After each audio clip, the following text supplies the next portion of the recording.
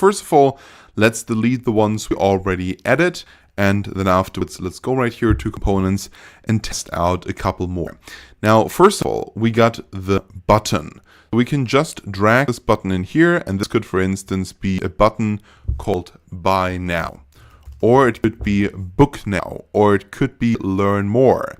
And what you can do is you can use this button in order to link somewhere.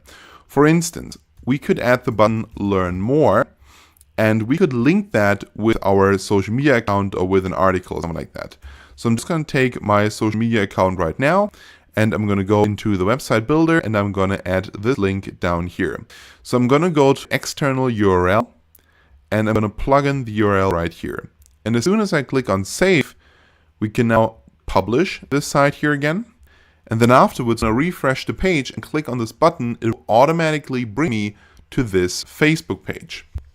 So let's wait a couple of seconds and then we can do that. All right, so now let's refresh the page and let's click on the button. There we go. The cutest dogs in the world, learn more. And then there we go. It is going directly to our Facebook page. Now, let's go back into the website builder and let's have a look at this button right here again, because when you click on link, there are also other things that you can do.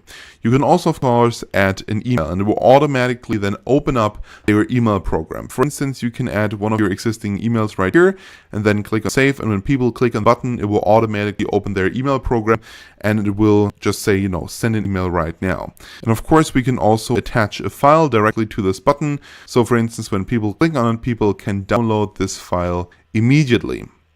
So let's actually close that and let's leave the button as it is, or we can just delete it. And then we can go back to components and we can also, of course, add background. So this is, for instance, when you have a photo behind it, then you can add this background and you can give it a certain color. For instance, we can add the color, let's say black. We want to add the color black. So we now have a little bit of black background. And if you want, you can then put certain text on it.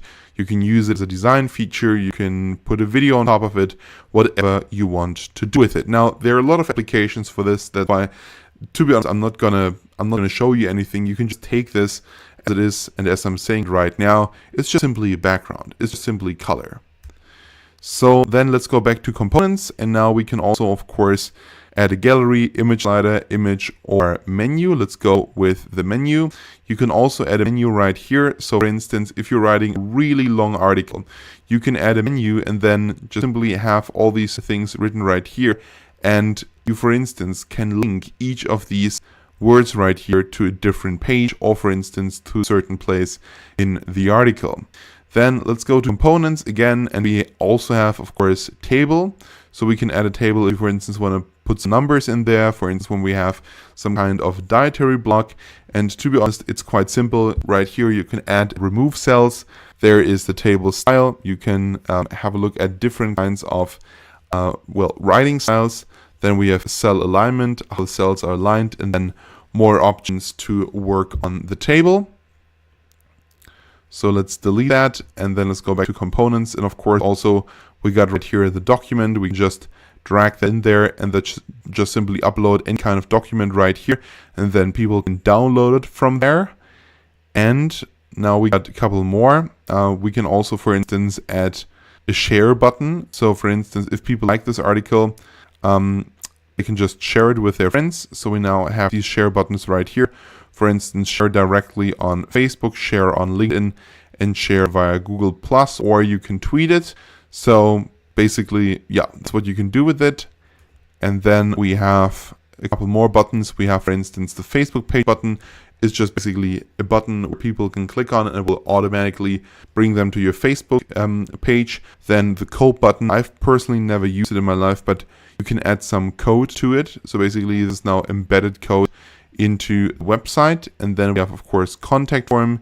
So you can add another contact form right here over which people can message you. And this is now important. This is the email that all of these messages are going to go to. You want to make sure that you link this email with your existing email, or that this email goes somewhere. I will show you how to do that in just a second. And then we have web shop, and I'm going to show you later on how to create a web shop. So alright, that's it now here for this video. Thank you so much for watching, and we are going to see each other in the next one.